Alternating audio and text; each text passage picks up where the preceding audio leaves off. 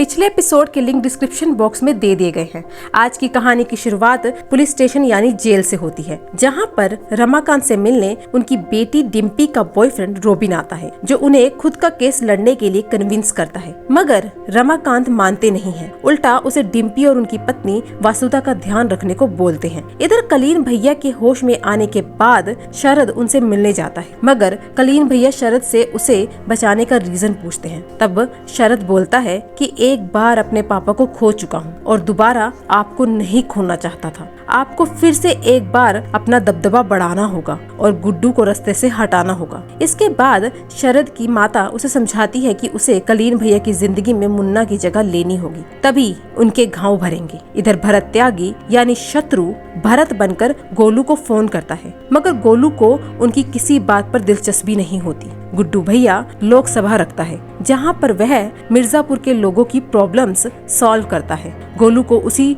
छोटे मंत्री का कॉल आता है और वह बताता है कि जेपी मिल गया है। यह बात सुनकर गोलू खुश हो जाती है। इधर मंत्री सोलंकी अपनी आने वाली स्पीच के लिए घर पर प्रैक्टिस कर रहे होते हैं। तभी वहां पर आईजी दुबे उनसे मिलने आता है, क्योंकि बॉडी बिल्डिंग वाले इंसिडेंट के बाद उनकी वर्दी उतर जाती है। तभी सीएम माधुरी की एक वीडियो रिलीज होती है, जहां पर माधुरी मीडिया के सामने बॉडी बिल्डिंग वाले इंसिडेंट पर घायल हुए लोगों को मुआवजा देने की बात कहती है। माधुरी अपने असिस्टेंट के साथ डिस्कस करती है कि कैसे उनकी इमेज फिर से सही की जाए, जिसके लिए उन्हें फंड की जरूरत है। तब जाकर माधुरी शरद से मिलती है और उसे उन खेतों के बारे में बताती है जो मुन्ना के नाम थे और अब उसके हिस्से में आते हैं। मगर माधुरी साफ कर देती है कि वह लाला की बेल नहीं कराएगी। लाला इस वक्त जेल में है। लाला का नेटवर्क अफीम बेचने के लिए काफी स्ट्रॉन्ग है। माधुरी के खेतों में भारी मात्रा में अफीम उगी है। उन खेतों की अफीम देने के बदले एडवांस 5 करोड़ की माधुरी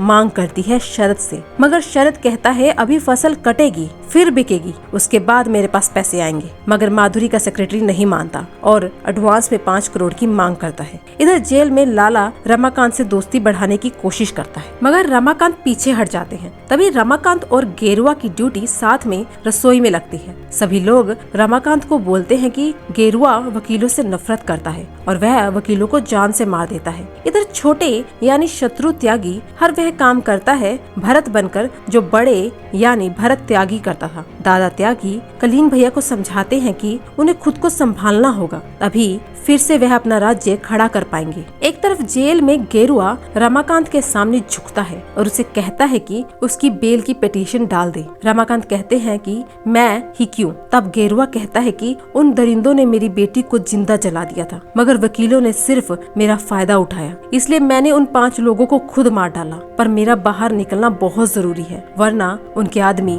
मेरे परिवार वालों को जीने नहीं देंगे। यह सुनकर रमाकांत जी का दिल गेरुआ के लिए करुणा से भर जाता है। एक तरफ शरद लाला को समझाता है कि वह अपने नेटवर्क से हमारा माल बिकवाएगा तो जेल में बैठे बैठे मुनाफा कमाएगा। वसुधा पंडित यानी रमाकांत की पत्नी उनसे मिलने जेल आती है, जहां पर वह अपने पति के सामने अपना दुख जताती है। कोर्ट में फाइनली रमाकांत अपना केस लड़ने के लिए तैयार हो जाता है। जज उसे केस लड़ने की इजाजत देते हैं और नेक्स्ट ट्रायल 2 हफ्ते बाद का होता है। इधर माधुरी आईजी दुबे को गीता पर हाथ रखकर झूठ बोलने को कहती है और यहीं पर मिर्जापुर सीजन 3 का एपिसोड नंबर 3 खत्म हो जाता है। इसी तरह की एक्सप्लेनेशन वीडियो के लिए चैनल को लाइक, शेयर, सब्सक्राइब करना न भूलें। Thank you.